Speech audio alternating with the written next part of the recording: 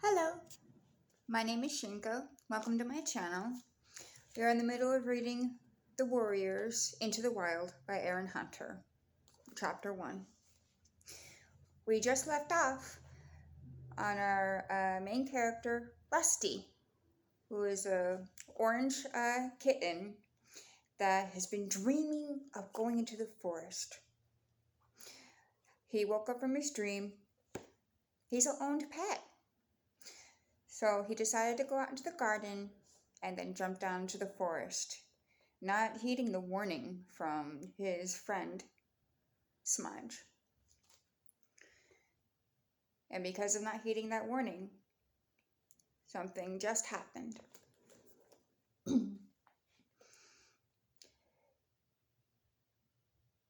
The creature hit him like an explosion, and Rusty was thrown sideways into a clump of nettles. Twisting and yelling, he tried to throw off the attacker that had fastened itself to his back. It was gripping him with incredibly sharp claws. Rusty could feel spiked teeth prickling at his neck. He writhed and squirmed from whisker to tail, but he couldn't free himself. For a second, he felt helpless. Then he froze.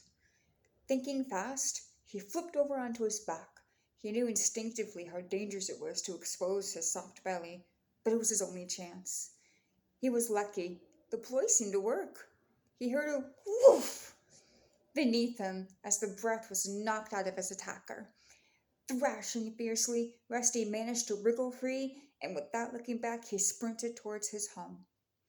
Behind him, a rush of paw steps told Rusty his attacker was giving chase.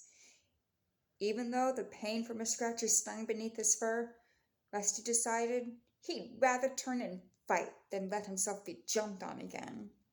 He skidded to a stop, spun around, faced his pursuer. It was another kitten, with a thick coat of shaggy gray fur, strong legs, broad face. In a heartbeat, Rusty smelled that it was a tom and sensed the power in his sturdy shoulders beneath the soft coat. Then the kitten crashed into Rusty at full pelt. Taken by surprise by Rusty's turnaround, it fell back into a dazed heap. The impact knocked the breath out of Rusty, and he staggered.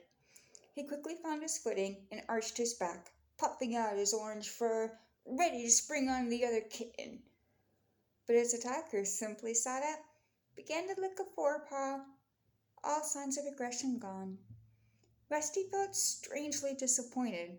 Every part of him was tense, ready for battle. "Hi there, kitty pet," meowed the gray tom cheerily. "You put up quite a fight for a tame kitty." Rusty remained on tiptoe for a second, wondering whether to attack anyway. Then he remembered the strength he had felt in this kitten's paws when he had pinned him to the ground. He dropped to his pads, loosened his muscles, and let his spine unbend. "And I'll fight you again if I have to," he growled. "I'm Gray Paw, by the way," the gray kitten went on, ignoring Rusty's threat. "I'm training to be a ThunderClan warrior." Rusty remained silent. He didn't understand what this gray wetsits was meowing about, but he sensed the threat had passed. He hid his confusion by leaning down to lick his ruffled chest. "What's a kitty pet like you doing out in the woods? Don't you know it's dangerous?" asked Gray Paw. "If you're the most dangerous thing in the woods have to offer, then I think I can handle it," Rusty bluffed. Gray Paw looked up at him for a moment, narrowing his big yellow eyes. "Oh, I'm far from the most dangerous. If I were even half a warrior, I'd have given an intruder like you some real wounds to think about." Rusty felt a thrill of fear at these ominous words. What did this cat mean by intruder? "Anyway," meowed Gray Paw, using his sharp teeth to tuck a clump of grass from beneath between his claws, "I didn't think it was worth hurting you. You're obviously not from one of the other clans." "Other clans?" Rusty echoed, confused. Gray Paw let out an impatient hiss. "You must have heard of the 4 warrior clans that hunt around here.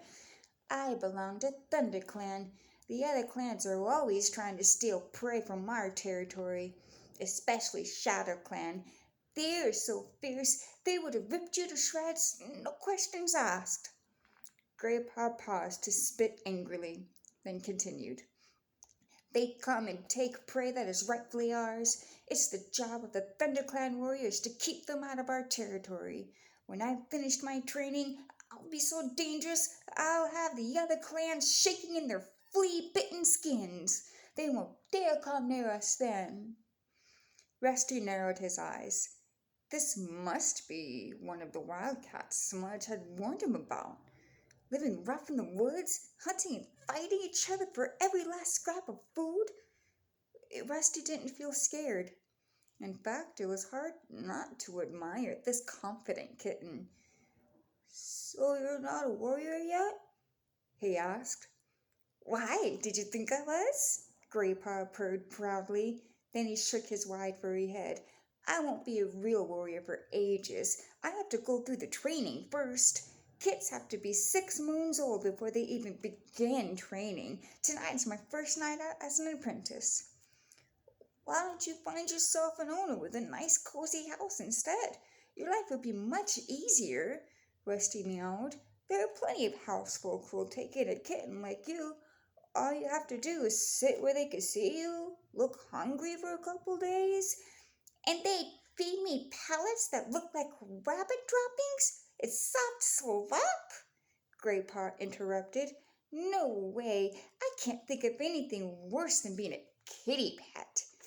They're nothing but two-leg toys, eating stuff that doesn't look like food, making dirt in a box of gravel, sticking their noses outside only when the 2 legs allow them. That's no life. Out here it's wild and it's free. We come and go as we please. He finished his speech with a proud spit, then meowed mischievously. Until you've tasted a fresh-killed mouse, you haven't lived. Have you ever tasted mouse? No, Rusty admitted a little defensively. Not yet. I guess you'll never understand, Graypaw sighed. You weren't born wild. That makes a big difference. You need to be born with warrior blood in your veins, or the feel of the wind in your whiskers. Kitties born into 2 legs nests could never feel the same way. Rusty remembered the way he had felt in his dream. That's not true, he meowed indignantly. Graypaw did not reply.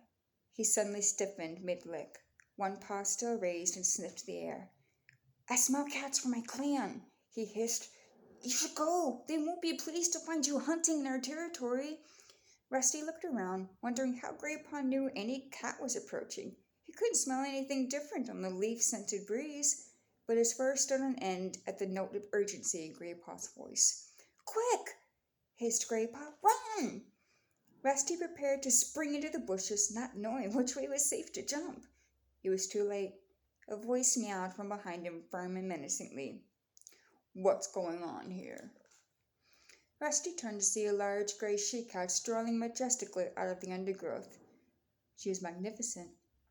White hair streaked her muzzle, ugly scar parted the fur across her shoulders, but her smooth gray coat shone like silver in the moonlight.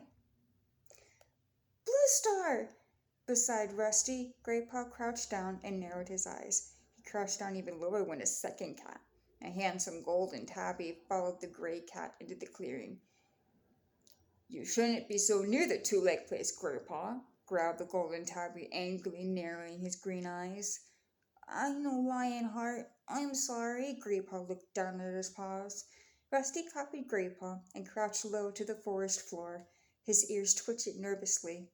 These cats had an air of strength he had never seen in any of his garden friends. Maybe what Smudge had said was true. Who is this? Asked the she-cat. Rusty flinched as she turned her gaze on him. Her piercing blue eyes made him feel even more vulnerable. He's no threat, meowed Graypaw quickly. He's not another clan warrior, just a 2-leg pet from beyond our territories. Just a 2-leg pet? The words inflamed Rusty, but he held his tongue. The warning look in Blue Star's stare told him that she had observed the anger in his eyes. He looked away. This is Blue Star. She's leader of my clan, Graypaw hissed to Rusty under his breath. Lionheart's my mentor. which means he's training me to be a warrior. Thank you for the introduction, Grey Paw, meowed Lionheart coolly. Bluestar was still staring at Rusty. You fight well for a two-legged pet, she meowed. Rusty and Grey Paw exchanged confused glances. How could she know? We have been watching you both, Bluestar went on, as if she had read their thoughts. We wondered how you would do with an intruder, Grey Paw. You would talk to him bravely. Grey Paw looked pleased at Bluestar's praise. Sit up now, both of you. Bluestar looked at Rusty. You too, kitty pet. He sat up immediately and held Bluestar's gaze evenly as she addressed him. You reacted well to the attack, kitty pet. Grey Paw is stronger than you, but you used your wits to defend yourself, and you turned to face him when he chased you. I've not seen a kitty pet do that before. Rusty managed to nod his thanks, taken aback by such unexpected praise. Her next words surprised him even more. I have been wondering how you would perform out here beyond the two-leg place. We patrol this border frequently, so I have often seen you sitting on your boundary, staring out into the forest. Now at last you dare take your paws here. Bluestar stared at Rusty thoughtfully. You do seem to have a natural hunting ability. Sharp eyes. You would have caught that mouse if you'd not hesitated so long. Really? Rusty stammered. Lionheart spoke now. His deep meow was respectful, but insistent.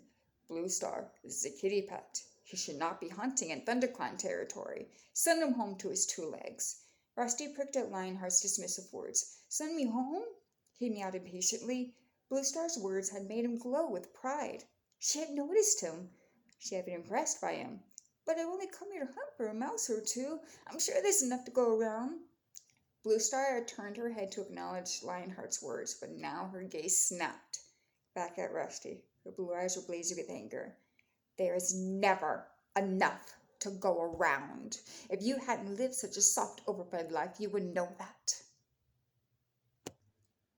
Rusty was confused by Bluestar's sudden rage, but one glance at the horrified look on Grey Paw's face was enough to tell him he had spoken too freely.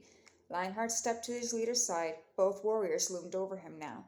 Rusty looked into Bluestar's threatening stare, and his pride dissolved. These were not the cozy fireside cats he was dealing with. They were mean, hungry cats who were probably going to finish what Grey Paw had started. I am running out of time here, but that is the end of Chapter 1. Next video, we'll talk about it.